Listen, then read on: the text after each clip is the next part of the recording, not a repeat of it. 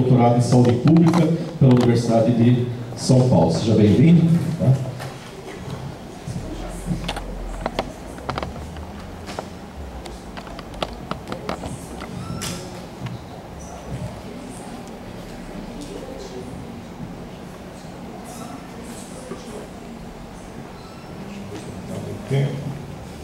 Legal.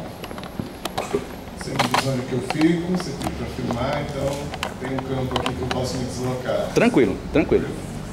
Então, bom dia, pessoal. Queria agradecer o convite por estar aqui, pela figura do Roberto. Estou muito feliz de falar um pouco sobre esse tema com vocês. Estresse ocupacional, né, relacionado ao trabalho e a questão dos afastamentos por transtornos mentais. Esses temas eu venho trabalhando em pesquisa, no mestrado, no doutorado. Então vou apresentar algumas coisas para vocês que eu espero que ajude vocês a se reconhecerem nas próprias condições de trabalho de vocês e que também sirva para que vocês contribuam com essa discussão nos locais onde vocês estiverem inseridos. Tá? De toda forma, fico disponível para o que vocês precisarem, meu e-mail está aí, mídias sociais também. Então, o que vocês precisarem de informação, a gente está disponível, inclusive material bibliográfico, etc. e tal, tá?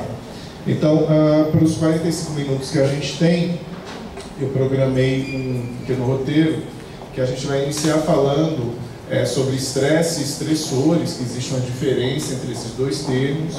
Na sequência, a gente vai falar do estresse que é provocado pelo trabalho. Depois a gente entra num recorte que são os fatores psicossociais do trabalho, a questão da organização do trabalho sendo nociva para a saúde dos indivíduos. E aí eu finalizo comentando sobre a questão de como a organização do trabalho pode contribuir para o afastamento das pessoas do desempenho do seu trabalho, porque a pessoa está com adoecimento mental, está com um transtorno mental. Então é isso que a gente programou, espero que a gente consiga dar conta do tempo que a gente tem disponível. Então, começar falando sobre estresse e estressores. Então, a gente termina utilizando muito esses termos de uma maneira meio que equivalente, que não são. Tá? Então, o estresse é a resposta que o corpo vai dar quando ele entra em contato com um estressor. O estressor é aquilo que vai provocar um estresse. Então, quando eu falo, é o estresse do trabalho. Não, o trabalho ele é um estressor. E o efeito que você tenha é o estresse. Tá? Então, o que seria a discussão do estresse, ela iniciou já há muito tempo atrás, veio de alguns conceitos da física, da química, mas trazer esse termo estresse para a área dos seres humanos, da biologia, foi no início do século XX, com Hans Selye, ele era um médico, endocrinologista. Ele começou a notar as alterações que o corpo provocava, que ocorriam no nosso corpo quando alguém entrava em contato com um estressor. Então o Selye ele trouxe um que é chamado da síndrome geral da adaptação, que seria como é que o nosso corpo se comporta quando ele entra em contato com um estressor. E é justamente essa síndrome vai desenhar para a gente a nossa resposta, que seria o estresse. Então o Selye nessa síndrome ele discute justamente que o corpo ele vai apresentar respostas que não são específicas, ou seja, existem várias coisas que vão acontecer no nosso organismo que podem ter relação com o contato com os estressores, ou seja, o estresse, a dor de cabeça é do estresse. Não, tem um monte de coisa que está relacionado ao contato com esse estressor que eu posso classificar como estresse. E justamente essas respostas elas têm um orquestramento, isso é, uma coisa vai vai abrindo espaço para outra, é como se funcionasse como uma bola de neve. Quando eu aperto aquele botão, o problema começa e ele vai piorando à medida que eu ainda tenho contato com aquilo que está me estressando, com aquele estressor. Nesse processo, então, ele vai dizer que uma reação chamada de luta e fuga vai ocorrer sempre que a gente tiver contato com o estresse. O que seria essa reação de luta e fuga? Por exemplo, quando você tem uma situação como essa que eu estou aqui. Então eu estou em pé falando para vocês, estou estressando vocês e vocês vão ter uma resposta do organismo de vocês a esse estresse que eu estou gerando em vocês. Essa resposta pode ser uma resposta positiva ou uma resposta negativa. Mas o que vocês vão ter fisiologicamente, vai ser a mesma coisa. O que seria? Por exemplo, vocês vão dilatar a pupila para prestar mais atenção no que eu estou falando aqui para vocês. Vocês vão começar a ficar mais enrijecidos na cadeira, porque vocês estão em alerta ali, prestando atenção no que eu estou falando. Vocês vão começar, muitas vezes, a ter um aumento da frequência cardíaca, principalmente quando aquilo começa a te incomodar um pouco mais, ou você está ficando mais interessado naquele assunto. Você começa a ter o coração acelerado, porque aí você começa a lembrar de alguma coisa que você passou, ou que aquilo pode te auxiliar a resolver algum problema. Vocês podem começar a suar, dependendo de um exemplo que eu dou. Então, a resposta que a gente tem no nosso organismo, ela é uma resposta que ela não é específica. Ela vai ocorrer porque você está sendo provocado de alguma forma. E essa provocação que está sendo feita é uma provocação que pode ser considerada positiva ou negativa, dependendo do que você tem aí de ferramentas, tá? Então, dando um exemplo mais claro, a gente tem a necessidade, por exemplo, de alimentação. Então, quando um leão está na selva e ele precisa se alimentar, ele vai ter uma resposta fisiológica, orgânica dele, com tudo isso que eu falei para vocês. Pupila dilatar, o músculo vai enrijecer, coração acelerar, porque ele precisa ir lá atacar o búfalo para se alimentar, tá? Essa seria uma resposta de luta. Ele está lá, vai se desafiar naquela situação que é necessária para a sobrevivência dele. Por outro lado, essa mesma resposta fisiológica vai acontecer se ele estiver fugindo dos búfalos, que seria a resposta de fuga. Então, fisiologicamente, a resposta é a mesma, mas o resultado final, ele vai ser um resultado positivo, se ele vai se alimentar, ou negativo, se ele for o alimento, tá? Então, na nossa rotina, a gente termina encontrando isso com muita frequência, principalmente nos ambientes de trabalho. Às vezes você tem lá um estímulo da chefia para você entregar um relatório, que você tem que estudar, você tem que aprender, você tem que desenvolver aquele relatório, e você está crescendo. Só que dependendo do prazo que é dado para aquele relatório, da extensão do relatório, ou com quem você tem que trabalhar, você pode ter uma resposta negativa àquela situação de estresse, que é o que a gente vai entrar já já, discutindo o trabalho como estressor. Os recursos humanos, eles costumam apresentar esse gráfico que é bem interessante, que é justamente uma relação entre a resposta que as pessoas vão ter a estressores do trabalho, que essa resposta ela vai gerar uma alteração da nossa performance. Então vocês vão ver aqui do lado esquerdo de vocês, se a gente tem um nível de estresse baixo, ou seja, as pessoas estão um pouco estressadas, elas vão ter uma performance baixa no desempenho do seu trabalho. À medida que a gente vai gerando mais estresse nessas pessoas, ela começa a ter um aumento da performance. Até um determinado nível que as pessoas estão sendo estressadas e elas vão chegar no máximo da sua performance, no ótimo da sua performance, que é o esperado nos ambientes de trabalho, que as pessoas entreguem o melhor possível daquilo que elas têm condição de entregar, tá? O problema é quando a gente continua estressando as pessoas além do limite delas. E aí o que vai acontecer? Aquela pessoa que tinha uma ótima performance, ela vai começar a desenvolver aspectos psicológicos, ela vai começar a não se dar bem em desempenhar aquele trabalho, até ela entrar numa situação de esgotamento total, que talvez você já tenha ouvido falar da síndrome de burnout, que é a síndrome de esgotamento profissional. Então essa relação de o quanto que eu estou estressando o trabalhador, por quanto ele entrega, existe sim uma relação direta, mas ela é conforme esse gráfico. A gente precisa saber qual o limite do indivíduo para que ele alcance a melhor performance possível. Na prática, historicamente, se falou muito do que é chamado eustresse e distresse. O eustresse seria o estresse positivo. Eu estou fazendo alguma coisa para estimular aquela pessoa, ela está tendo uma resposta de aprendizado, de crescimento profissional. E o distresse seria justamente quando a pessoa começa a adoecer, começa a passar mal, não está dando muito conta do serviço. A gente poderia, nesse gráfico, separar justamente nessas duas situações. Esse estresse do lado de cá, o lado esquerdo, seria o eustresse, e o para cá seria o distresse.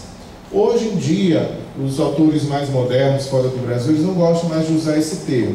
Eles entendem que o estresse ele é um fator geral e toda situação de estresse ela vai gerar resposta positiva e resposta negativa. Quando a gente fizer o balanço, que vai ter aí a necessidade de entender se para aquela pessoa, aquela situação, ela está sendo mais danosa do que positiva, tá? Então, lembrar mais da individualidade. Esse gráfico, ele está relacionado ao que o Hanseley, aquele médico que eu falei para vocês, desenhou na Síndrome Geral da Adaptação. Então, essa síndrome, na linha azul que vocês estão vendo aí, seria justamente o quanto que o trabalhador ele vai, no caso seria mais genérico, né, o quanto que a pessoa ela vai lidar com situações estressoras na vida dela. Então, inicialmente as pessoas elas estão ali, tocando a vida delas sem nenhum tipo de problema, sem problema familiar, sem problema financeiro, está tocando a vida, o tempo está passando, eu estou vivendo ali na minha. Só que de repente essa pessoa ela entra em contato com algo que vai gerar essa resposta que eu mostrei para vocês de estresse. Essa resposta de estresse, inicialmente, a pessoa ela tem um baixo poder de adaptação, por isso que a linha azul ela vai abaixo da linha média. Então a pessoa ela estranha aquele primeiro contato com uma situação estressora, até que ela começa a desenvolver estratégias para poder lidar com aquela situação estressora. Por isso que inicialmente é chamado de fase de alarme ou fase de alerta, porque é quando a gente começa a nos organizar a lidar com aquele estressor que está provocando alguma coisa na gente, né? Então a pessoa, depois que ela interage melhor com o estresse, ela tem uma área chamada de fase de resistência ou de adaptação, que é quando você consegue lidar com aquele estresse e aquilo não está te provocando um grande dano. Você está conseguindo dar conta, você está manejando o problema, se é familiar, você está procurando de alguma forma solucionar aquela questão, se é no trabalho, você encontra algum tipo de apoio. Mas, à medida que a gente continua interagindo com aquele estressor, a gente vai entrar justamente na fase da exaustão, do esgotamento, que é essa fase da linha, quando a linha azul ela vai para a parte cinza aqui do gráfico, que a gente não consegue mais desenvolver estratégias, é como se a gente ficasse preso no relacionamento com aquele estressor e a gente não conseguisse se desvencilhar daquilo, não encontrar nenhum tipo de saída, seja porque a situação estressora ela continua ali no contato frequente, seja porque eu realmente não tenho mais ferramentas internas minhas ou de apoio para lidar com aquele estresse. Então esse gráfico do CELI, ele mais ou menos explica para a gente por que as pessoas às vezes demoram um pouco a ficarem, entre aspas, estressadas, a reconhecer que um determinado problema foi o causador daquele dano que a pessoa vai sofrer ao longo do tempo. Porque existe um caminho que o nosso corpo vai tomar quando a gente tem essa relação com o estressor. Então, trazendo essa parte mais teórica, a gente discute justamente, objetivamente prático, como é que a gente vai lidar com esses estressores. Existem termos na psicologia, que eu não vou me aprofundar aqui com vocês, que é o chamado coping, ou traduzido para o português, que é o enfrentamento. Que são justamente essas estratégias que as pessoas vão ter na hora de lidar com o estresse. Então, muitas vezes, há pedido para as pessoas que ela deem um jeito de manejar aquele estresse. E aí eu vou trazer mais uma vez o exemplo do trabalho. Então, você tem que fazer hora extra, se vira para você poder fazer essa hora extra, porque precisa que você faça hora extra. Então, se você tem que pegar a criança na escola, em determinado horário, tem que botar outra pessoa para pegar. Se você teria que ir à noite para estudar, fazer outra coisa, você vai ter que faltar. Então, a estratégia para lidar com aquele estressor, ela pode ser, do ponto de vista interno, de duas formas. Ou você gerencia aquele estresse do ponto de vista emocional, então você consegue domar aquelas reações que a gente tem, que eu citei para vocês, ou de outra forma você vai lidar diretamente com o problema. Então, buscar algum tipo de apoio, rediscutir aquilo que está sendo solicitado. Então, quando se vai tentar criar uma estratégia de prevenção do estresse no trabalho, então uma das coisas principais é melhorar as estratégias que o trabalhador tenha para lidar com os estressores. Seja um manejamento individual, seja um manejamento relacionado a como aquele problema ele pode ser gerenciado. Tá? Então, nesse sentido, a gente discute justamente o papel central do trabalho como sendo uma situação de vida, né, que a gente está ali exposto cotidianamente, O trabalho, ele integra os indivíduos na sociedade, então estar fora do trabalho não é positivo, porque essa integração social ela valoriza o nosso próprio reconhecimento pessoal, isso constrói uma identidade, então qual a minha profissão, o trabalho que eu desempenho, isso mobiliza a subjetividade e faz com que a pessoa ela tenha justamente mais estratégias de enfrentamento de problemas que não têm relação com o trabalho, então questões financeiras, questões pessoais. Quando você tem essa identidade do que eu sou, do que eu faço, do que eu represento para a sociedade, isso é importante. Mas, por outro lado, o trabalho ele vai interferir diretamente na nossa saúde. Seja o trabalho como promotor de saúde, então quando eu estou bem, desempenho bem o meu trabalho, tenho um bom relacionamento com meus colegas de trabalho, a minha saúde ela alcança novos patamares, e aí eu tenho ações de saúde, como a Semana Interna de Prevenção de Acidentes, onde a gente fala de saúde. Vocês acabaram de ter palestra sobre nutrição e talvez isso vá melhorar o nível de saúde de vocês, mas por outro lado o trabalho também pode impactar negativamente a nossa saúde, dependendo de como seja o ambiente de trabalho e a organização do nosso trabalho. Tá?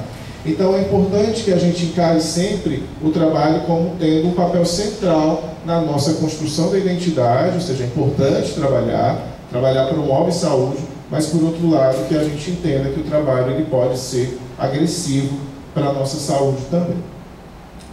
Assim, eu trago justamente o recorte do estresse no trabalho como sendo uma condição que tem sido discutida de forma mais intensa nos últimos anos, porque os estressores que o trabalho expõe às pessoas vai provocar reações de estresse nos trabalhadores, e isso tem gerado dano à saúde dos indivíduos. Tanto que no ano passado, a Organização Mundial do Trabalho chamou no Dia Mundial da Segurança e Saúde no Trabalho como um dia que deveria se falar sobre estresse no trabalho. Todo ano eles elencam alguma coisa, ruído no trabalho, produtos químicos no trabalho, trabalho infantil, trabalho escravo, e no ano passado a discussão foi sobre estresse. Tá? E linkado ao estresse, a gente sempre termina falando de saúde mental, vou falar um pouquinho mais para o final. Mas, por exemplo, o Ministério Público do Trabalho do Brasil, no biênio 2016-2017, elencou a discussão dos transtornos mentais relacionados ao trabalho como tema de interesse. E isso tem uma relação direta com o estresse. Então, só para ilustrar para vocês como falar sobre esse assunto tem sido importante, e eu fico feliz de estar aqui porque é meu tema de pesquisa. Então, quanto mais a gente fala, mais a gente busca aí, disseminar conhecimento para que as pessoas possam se tornar multiplicadoras, né? Então, entendendo um pouco mais esse estresse no trabalho, todo mundo que trabalha, gente, vai ter o que a gente chama de cargas de trabalho. Seriam as demandas de trabalho, as tarefas que você tem que fazer, existe um ritmo, existe uma quantidade de tarefas, existe uma jornada de trabalho que todos nós temos que fazer. E esses seriam, na verdade, os estressores no dia a dia do nosso trabalho. À medida que eu estou lidando com essa situação de trabalho, eu vou ter individualmente as minhas estratégias de enfrentamento. Como é que eu vou entregar aquela tarefa, se eu vou discutir com o chefe, se eu consigo ou não consigo dar conta, se eu vou ter um apoio dos colegas no desempenho daquele trabalho, e logicamente toda a minha história de vida. Então, o que eu tenho de formação, de treinamento, o que eu tenho psicologicamente da minha história de vida para lidar com aquelas situações estressoras, tá? Então, essa relação é a relação do nosso dia a dia, e essa relação ela vai trazer justamente aqueles efeitos que eu falei para vocês, orgânicos, ou seja, são mensuráveis, são quantificáveis, mas também existem outros efeitos psicológicos, efeitos aí no nosso comportamento, de mudança comportamental, para que eu possa dar conta daquele trabalho que está sendo solicitado a mim. Essa resposta que eu vou ter é justamente o que a gente chama de estresse ocupacional. Então, a resposta estressora, então tem o estressor que é o trabalho, eu tenho uma resposta no meu organismo que eu vou chamar de estresse. E esse estresse ele só está ocorrendo porque eu estou interagindo com o trabalho que eu desempenho. Tá? O problema é justamente quando esse estresse ele vai levar a respostas negativas.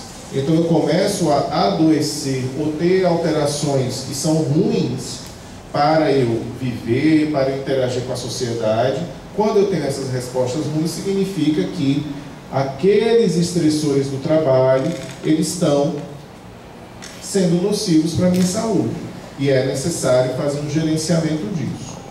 Esses estressores, a gente chama de estressores ocupacionais tóxicos, porque eles vão gerar um dano para o nosso organismo. Esses estressores ocupacionais tóxicos, eles vão ser reconhecidos quando a gente encontra nos trabalhadores algumas respostas às exigências e pressões no trabalho. Essas respostas, elas vão ocorrer porque o trabalhador ele não tem um conhecimento prévio, ou ele não foi criado um treinamento, ele não tem habilidade para lidar justamente com aquelas questões, e isso desafia a sua capacidade de adaptação. Então ele não consegue lidar com aquilo porque ele não tem uma bagagem individual e não foi fornecido a ele um treinamento para lidar com aquilo. Dessa forma, quando você tem contato com esses estressores tóxicos, a pessoa começa a ter uma sobrecarga, ou seja, ela fica cansada, tanto do ponto de vista físico, é a primeira coisa que a gente sente, né? Aquele cansaço físico, a região do ombro mais tensa, aquela fadiga, dificuldade para desempenhar tarefas. Você começa a ter o cansaço mental e você vai ter também o cansaço psíquico do ponto de vista, primeiro a fadiga que a gente fala, né? Psicicamente falando, você se sente exausto, não só físico quanto mentalmente, e também você consegue, nesse processo da fadiga mental, você não consegue ter raciocínio, você não consegue ter iniciativa, que aí são as respostas cognitivas, tá? E justamente essa fadiga, esse cansaço geral, ele abre espaço para algumas doenças que são relacionadas ao estresse, e essas doenças, elas têm 4 grandes grupos estudados no mundo inteiro.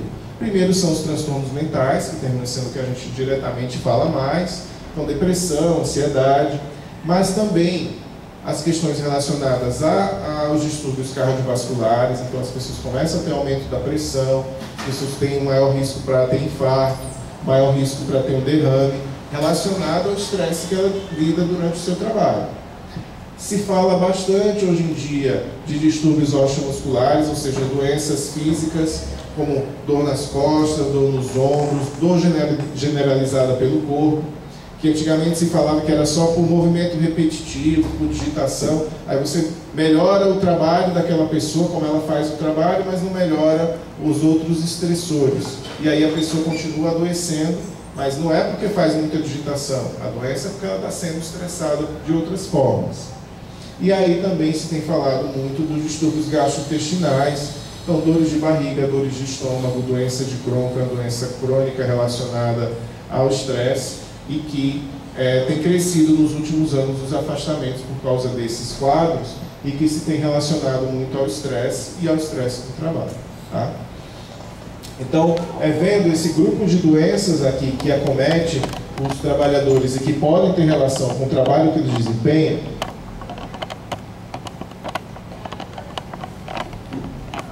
é importante a gente entender que fatores são esses que vão gerar o adoecimento. Então, estou dizendo para vocês que o trabalho adoece, já estou mostrando as doenças que vão ter relação com o trabalho.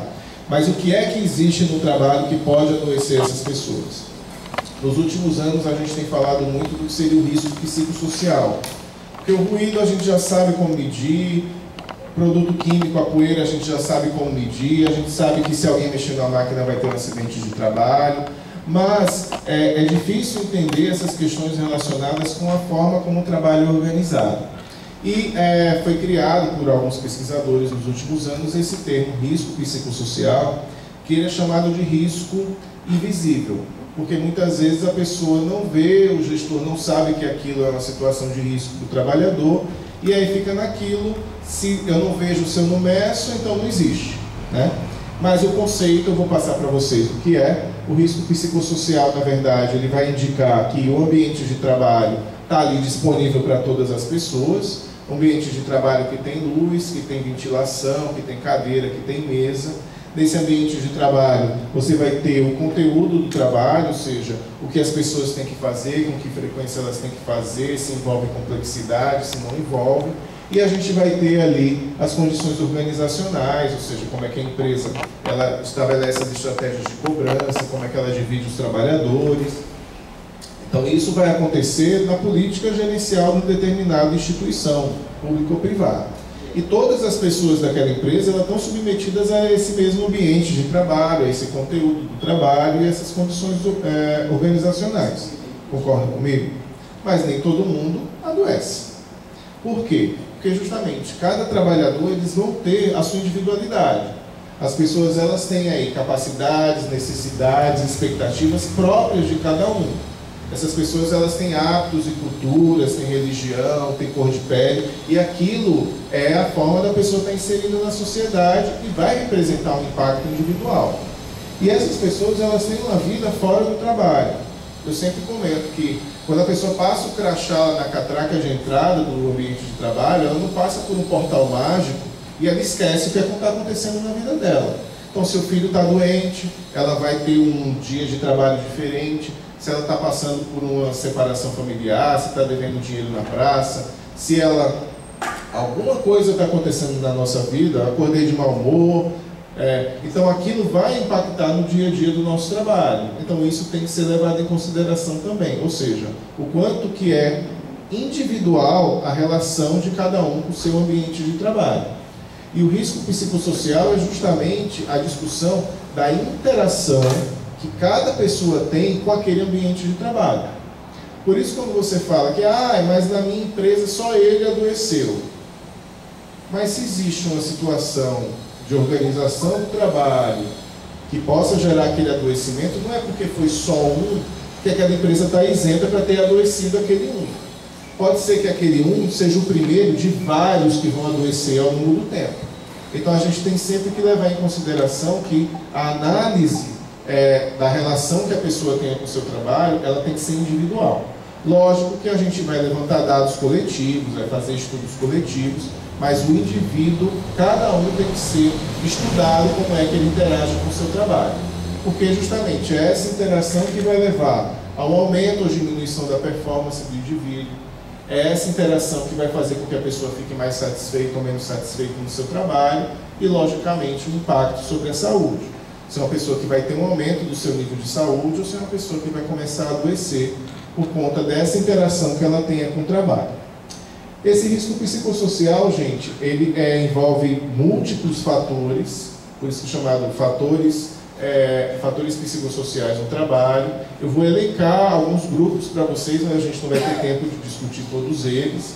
Uma das coisas que se fala como fator psicossocial do trabalho é o ambiente de trabalho. Então, você trabalhar com barulho incomoda, você trabalhar num lugar que é muito quente incomoda, você trabalhar no local onde você não tem uma mesa adequada vai te incomodar. Então, a forma como o ambiente é organizado, isso é um estressor para as pessoas. E aí a gente não está falando do estresse de fazer muita digitação, é do estresse de você estar sentado numa cadeira que não é legal, que balança, que não tem apoio de pé. Então, o ambiente de trabalho como estressor.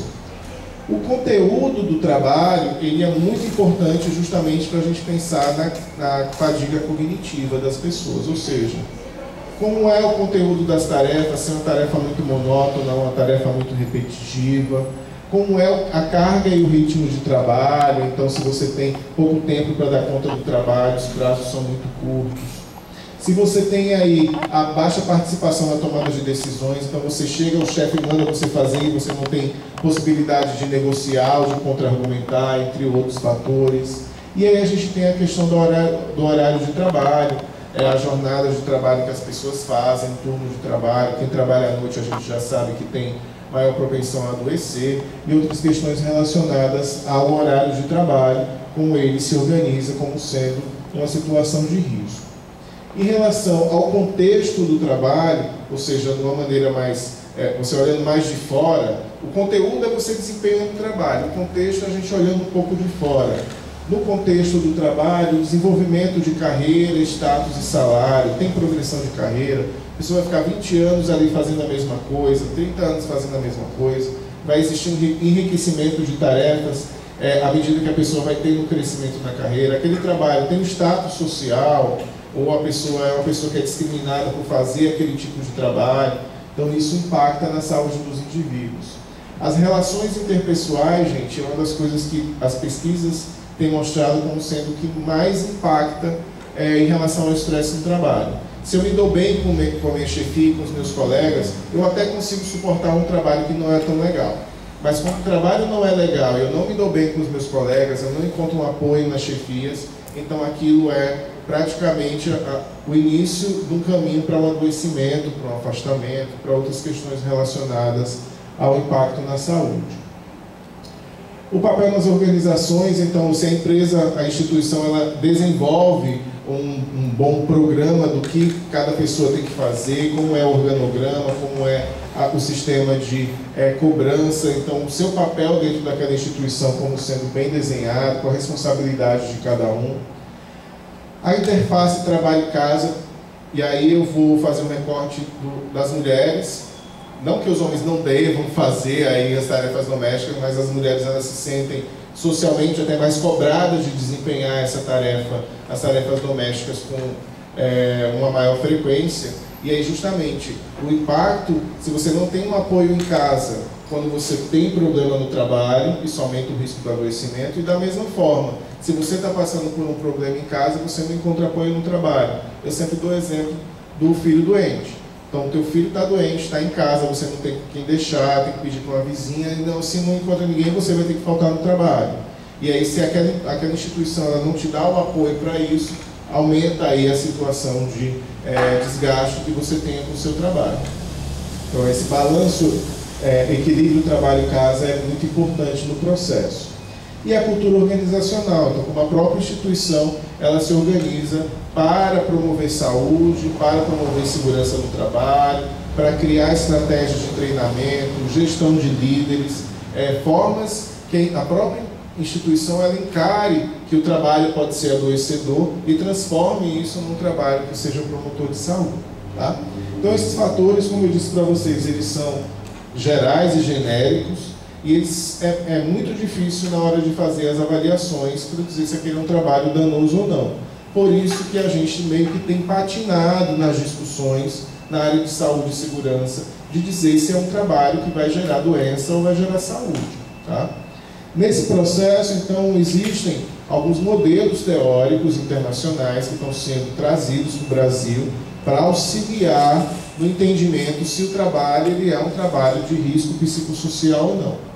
O primeiro modelo é um modelo criado pelo Karasek, que fala justamente de duas dimensões, que é a demanda e o controle sobre o trabalho.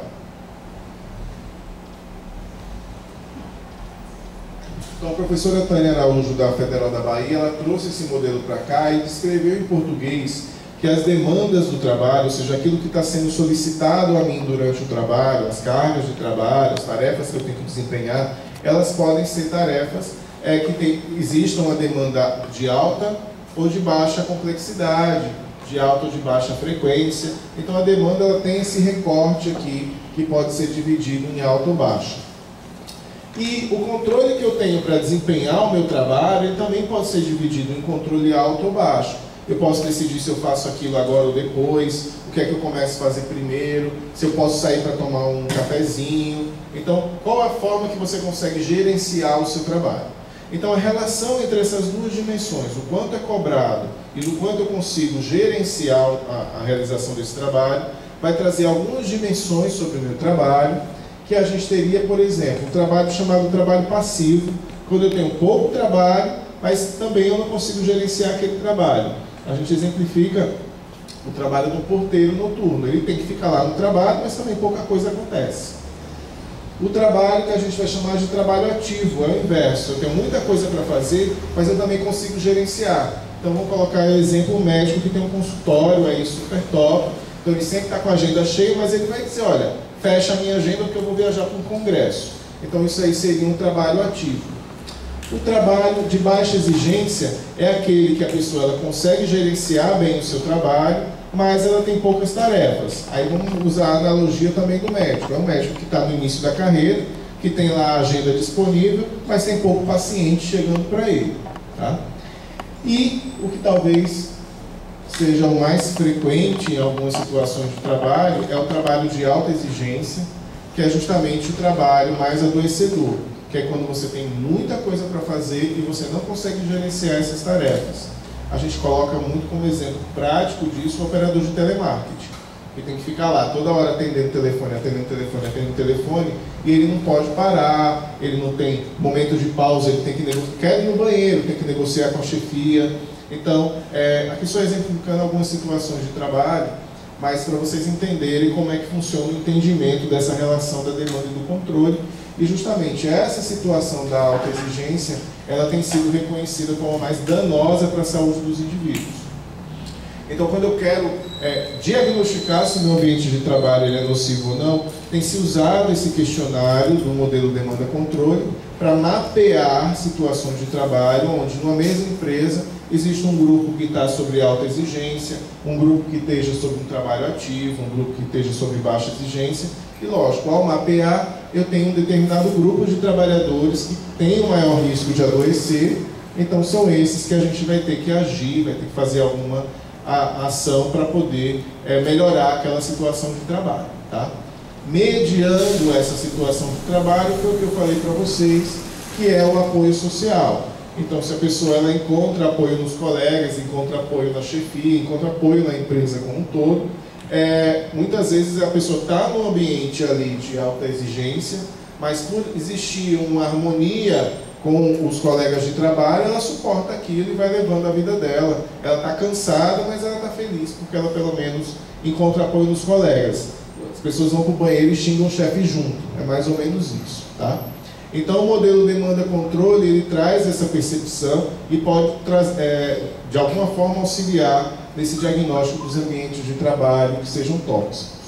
Outro modelo que a gente tem estudado bastante é o modelo do desequilíbrio esforço-recompensa. Nesse modelo, então, se discute justamente a criação de uma balança entre o quanto que você está desempenhando o seu trabalho, as tarefas que são pedidas para você. Então, na análise, sempre a gente vai levar em consideração o conteúdo da tarefa, a organização do trabalho. Então, como esse trabalho ele se apresenta para o trabalhador e, por outro lado, quais são as recompensas que a pessoa vai ter para desempenhar o seu trabalho. Quando a gente fala de recompensa, a gente termina sempre pensando em salário, né? Mas salário não é tudo. Existe a questão de segurança no trabalho, não de segurança de acidente, mas eu tenho um trabalho seguro ou eu posso ser demitido a qualquer momento. Então, no ambiente público, a gente sabe que a segurança no trabalho é uma das coisas que motiva as pessoas a virem para o âmbito do trabalho no setor público. Às vezes o salário nem é bom, mas eu tenho a minha estabilidade, eu tenho a minha aposentadoria garantida, então eu venho para o setor público. Então, não é só salário a recompensa. É a estabilidade no trabalho, é a valorização que eu tenho pelos meus colegas de trabalho, é a progressão que eu posso ter naquela carreira. Então você entra lá ganhando pouquíssimo como um jovem aprendiz, mas você está pensando que daqui a 10 anos eu vou ser o diretor da empresa e vou ganhar lá 40 mil reais. Então você se submete àquilo pensando numa progressão que você possa ter na sua carreira. Então essas dimensões elas são analisadas na recompensa. O problema é justamente quando você tem um desequilíbrio. Você tem muito esforço e a recompensa não está valendo a pena. Quando existe esse descompasso, aí é uma situação de abre as portas para o adoecimento. Tá? E piora essa situação quando existe um excesso de comprometimento. Isso é, as pessoas elas se dedicam muito ao trabalho. Elas acham que além daquilo que é pedido, elas têm que atender o telefone fora do horário de trabalho, têm que responder o e-mail no final de semana, elas vão revisar o trabalho 10 vezes antes de entregar com medo de ter algum tipo de erro. Então, isso é o que é chamado do esforço intrínseco. Então, além daquilo que me pedem, eu ainda me cobro muito para desempenhar o meu trabalho. Isso faz com que aquela pessoa ela possa ser alguém que vai adoecer por conta do trabalho que ela desempenha e pela própria personalidade que ela tem. Porque muitas instituições, elas se aproveitam daqueles trabalhadores que são mais burro de carga, entre aspas, né?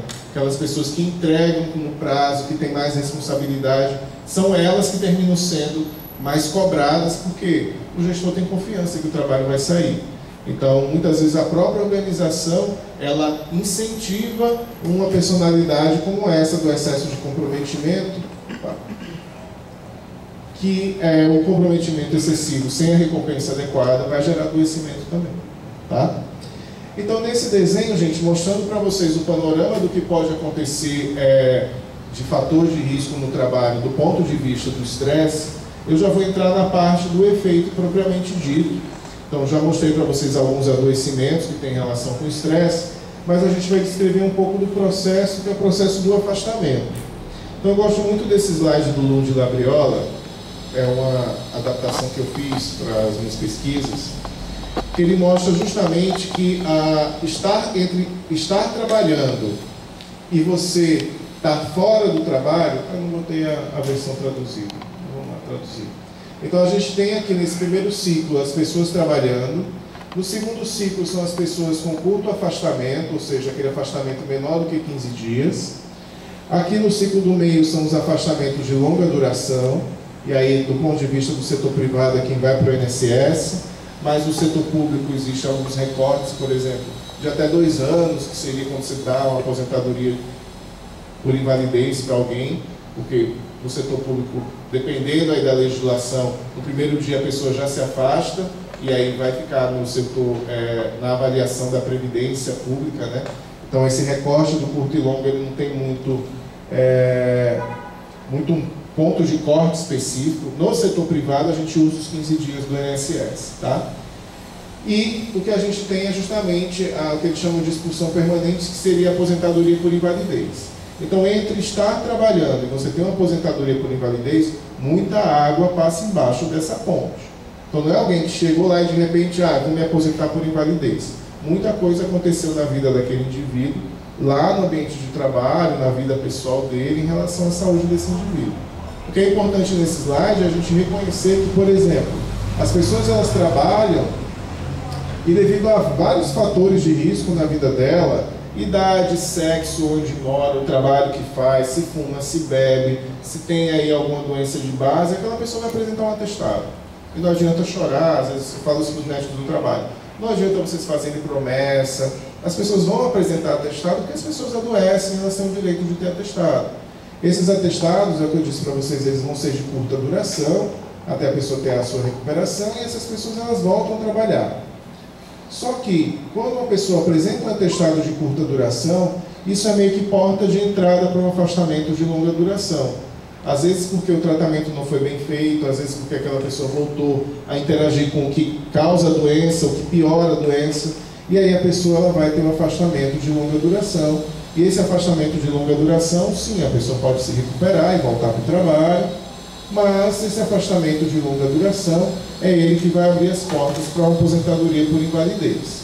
E é triste quando a gente tem alguém que, aos 45 anos, que poderia estar no auge da carreira, tem que ser aposentado porque está com uma depressão grave, ou porque tem um problema na coluna que precisou operar e ficou inválido. Então isso é muito triste para a economia. Alguém que poderia estar ali desenvolvendo suas habilidades, poderia estar contribuindo com a sociedade, aquela pessoa tem que ser aposentada. E aí, trazendo aquele outro slide que eu falei para vocês, estar aposentado não é uma situação favorável do ponto de vista psicológico para o indivíduo, tá? Porque a pessoa ela vai justamente perder aquela liga que ela tem com a sociedade de ser alguém produtivo, de ser alguém que tem aí um desenvolvimento profissional, que pode ser espelho para a família. Então isso é bem complicado, a questão da aposentadoria por invalidez. O caminho que as pessoas vão tomar nesse gráfico, pessoal, tem algumas relações com questões que são próprias do que a gente está fazendo aqui. Por exemplo, as pessoas adoecerem e terem um afastamento vai depender muitas vezes das políticas e práticas que são desempenhadas no ambiente de trabalho. Então, se eu tenho lá na avaliação periódica a orientação para que a pessoa faça ações de melhoria, diminua a quantidade de fumo, melhore sua alimentação. Então, se eu construo aí práticas de promoção da saúde, eu diminuo o risco das pessoas adoecerem, tá? Isso não vai acabar, mas eu diminuo o risco.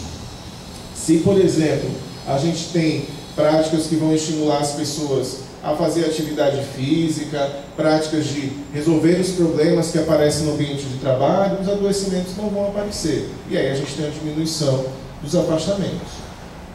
Quando a pessoa ela se afasta, ou ela adoece, ela começa o processo do afastamento, aí se perde um pouco como é que a empresa pode manejar, a instituição pode manejar, e você vai depender do sistema de saúde, do sistema de previdência. Então, quando vai ser pago o benefício, você tem que passar em perícia, se não tem que passar, e tudo isso tem um arcabouço de legislação justamente para dar esse suporte. Então isso é para mostrar para vocês justamente o enfoque do afastamento. Ele deve acontecer não no momento que a pessoa se afasta, mas durante o desempenho do trabalho. Nesse processo, o longo afastamento, que seria um afastamento de maior duração, que no Brasil, nosso ponto de corte para estudos no setor privado é os 15 dias, as pessoas têm direito a apresentar até 15 dias de atestado, se tiver mais do que 15 dias são encaminhados para o INSS, é um ponto de corte do Brasil. Mas, por exemplo, na Holanda, esse ponto de corte é 56 dias. Então, cada país é que vai gerar esse ponto de corte, porque tem a ver com o momento que a pessoa deixa de receber pela empresa e vai começar a receber pelo sistema de previdência social. Então, para a pessoa chegar nesse processo do afastamento, estar em um afastamento de longo prazo, essa pessoa interagiu com múltiplos fatores de risco.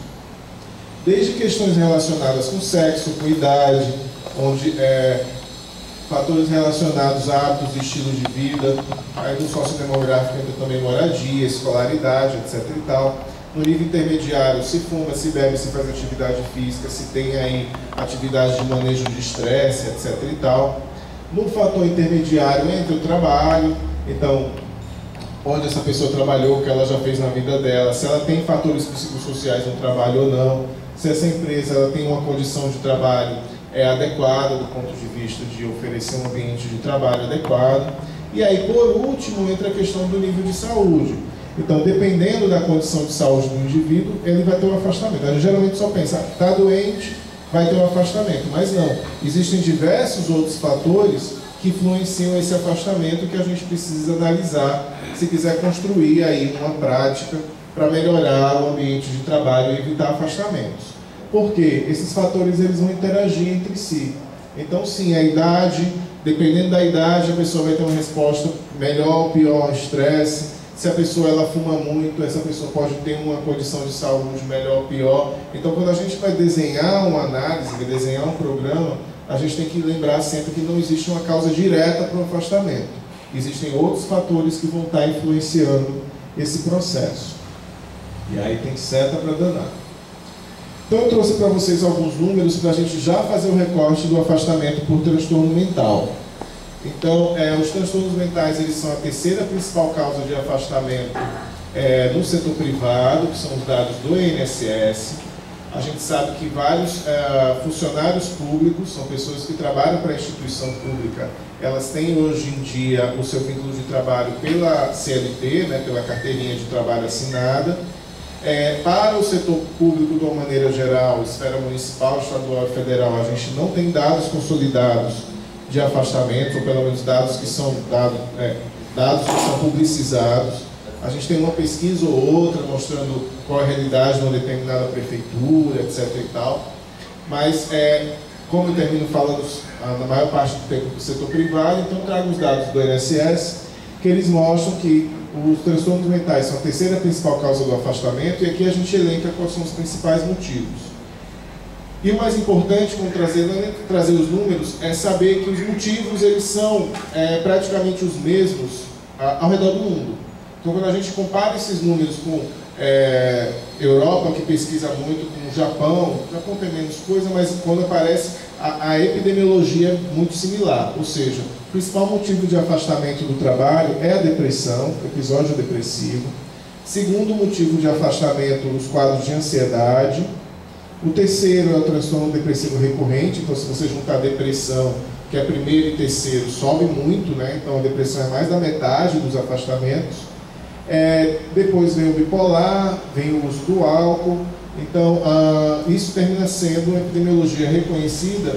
E para que conhecer esses números? Porque se eu tiver que agir, eu vou agir naquilo que causa o maior impacto no meu público, né? Então é necessário mapear naquela instituição, naquela empresa, o que é que está gerando, quais as doenças mais presentes e aquelas que geram maior quantidade de afastamentos. E aí, em cima desses dados, foi que eu me interessei em fazer o meu mestrado. Meu mestrado foi defendido na Faculdade de Saúde Pública da USP, com a professora Frida Marina Fischer, minha orientadora, e a gente intitulou Afastamento do Trabalho por Transtornos Mentais e Fatores Associados, um estudo caso controle entre trabalhadores segurados da Previdência Social. Então isso está publicado online para quem quiser ter acesso, é só entrar na biblioteca da USP, mas se vocês tiverem dificuldade é só me pedir que eu mando. Esse trabalho gerou algumas publicações. Então a publicação de cima foi um diagnóstico a respeito de como estavam os afastamentos no Brasil por transtornos mentais. Então esses números que eu estou mostrando para vocês é mais ou menos o que eu sempre faço, sempre pego o banco de dados da Previdência para estudar o que está acontecendo. E nos últimos, no final dos anos 2000 e início de 2010, o panorama tem sido mais ou menos o mesmo, mas a gente discute um pouco quanto desses afastamentos a Previdência reconhece como tendo relação com o trabalho, e aí a gente tem uma discussão nesse artigo. O artigo de baixo, afastamento do trabalho por transtornos mentais e estressores psicossociais no trabalho, justamente a gente analisa como é que o INSS, quando recebe as pessoas com transtorno mental vindo pedir um benefício, se o INSS tem concedido aqueles casos como casos relacionados ao trabalho. Então tem uma pequena discussão. Então são produções aí do mestrado, mas os principais dados, que é o que eu vou apresentar para vocês, é uma publicação que está em inglês, também está disponível na internet, mas os dados principais estão na tese mesmo que eu mostrei para vocês, para quem tiver interesse. Resumindo, a dissertação inteira, foram 2 anos da minha vida. Então a gente fez uma pesquisa com 385 pessoas que buscavam a perícia no INSS, porque precisavam se afastar por mais do que 15 dias, e a gente separou em 2 grupos. O grupo das pessoas que estavam pedindo o afastamento por doença mental e o grupo das pessoas que estavam pedindo o afastamento por outros motivos. Tá? Entre os 385, 160 estavam pedindo benefício por conta de doença mental, sendo que a principal era o transtorno, os episódios depressivos, em segundo lugar os transtornos ansiosos. Entrou bastante reação ao estresse grave, que muda um pouco do perfil geral, mas de uma maneira bem geral se comportava como os números nacionais do INSS. Tá? Então a minha amostra ela era representativa do geralzão do INSS. Os outros que entraram na pesquisa, que foram 225, eram pessoas que vinham pedir afastamento por outros motivos. Em primeiro lugar, acidentes de uma maneira geral. Em segundo lugar, sistema ósseo muscular. Em terceiro lugar, aparelho digestivo. Então estavam lá pedindo afastamento porque estavam com intoxicação intestinal, ou estavam com dor nas costas, ou porque levou uma queda em casa. E esse ranking, ele também é similar aos afastamentos gerais no Brasil. Em primeiro lugar, são as causas externas, os acidentes de qualquer natureza, relacionados ou não ao trabalho. O segundo lugar são os distúrbios ortopédicos, com problemas osteomusculares. E em terceiro lugar são os transtornos mentais. Tá? Então aí, em quarto lugar, os gastrointestinais. Então,